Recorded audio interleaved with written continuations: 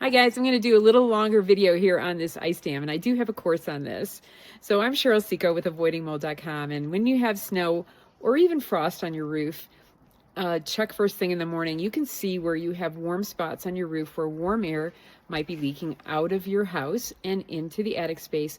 That can cause condensation in some cases, but also when there's snow can cause leaks. Now this is called an ice dam, so you can see that the water is melting here, that dark spot where there's no snow.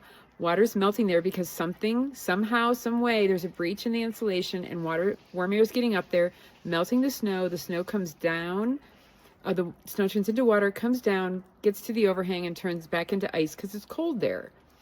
As that happens over and over again, you create a dam of ice that starts, the water can't go beyond the ice and starts collecting there and getting bigger and bigger. The icicles is where it overflows, but it starts pushing water underneath the shingles. And so just like how water freezing, the freeze-thaw cycle, when water freezes, it expands and it breaks apart mountains. This water, as it freezes, can break apart your shingles because it ends up getting under the shingles and pulls them apart. You know in the spring whether you had ice dam damage if your shingles aren't connected and they're loose, because they should be sealed to each other, especially asphalt. So what we need to do here is figure out why there's an air leakage. I would not do steam cleaning. I had a client recently call me and they had done steam to remove their ice dams, and they ended up with a lot of water damage. So that steam is also coming with water. And if you already have a problem, I would leave it until it melts on its own and investigate later. You can look at your walls with a pin type moisture meter, look with a flashlight for any staining. Oftentimes this is covered by insurance, but once the insulation gets wet, and so that could even be something that's happening anywhere around here, is that if the insulation gets wet, then it's worthless. So wet insulation compresses and it has no capacity to insulate anymore. And so this becomes a vicious cycle of getting worse and worse and worse in an ice dam. So the water getting in, wetting insulation gets into the walls, the exterior wall too. So this is a big problem in the winter. And look at your house, look at when you have good big snow. But if warm air leaking isn't good for anybody. So if you're in a warm climate and all you have is a little frost in the morning, check your roof first thing in the morning and you'll see where there might be gaps. And we're looking at an ice dam. Now it's melting. The sun is out and I'm in snow country, but it's not normal melting. So that's not normal that there would be this one big spot that is melted in the middle and then all this other snow here that's not melted. So we should see the whole roof being not melted. If I look around at some of these other buildings, you can see, depending on the way it's facing, and it's very warm here today, but you can see it's more continuous in terms of the snow cover on the roof.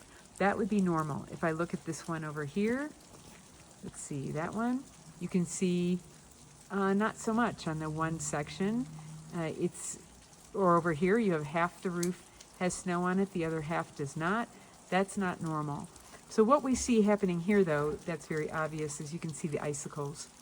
And so there's actually a big icicle on the end, and there's icicles there, and a big ice chunk the whole way along there, because there's a little bit of an overhang, and the water has been melting. The snow has been melting, turning into water in this zone of this building for probably a really long time.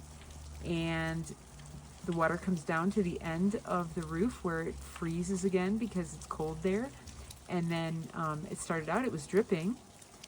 That's why we have the icicles, and then it created a dam. And so that can destroy the roof. The water can get under the roof shingles and break those roof shingles apart and get into the walls, the exterior walls, and also into the roof structure itself.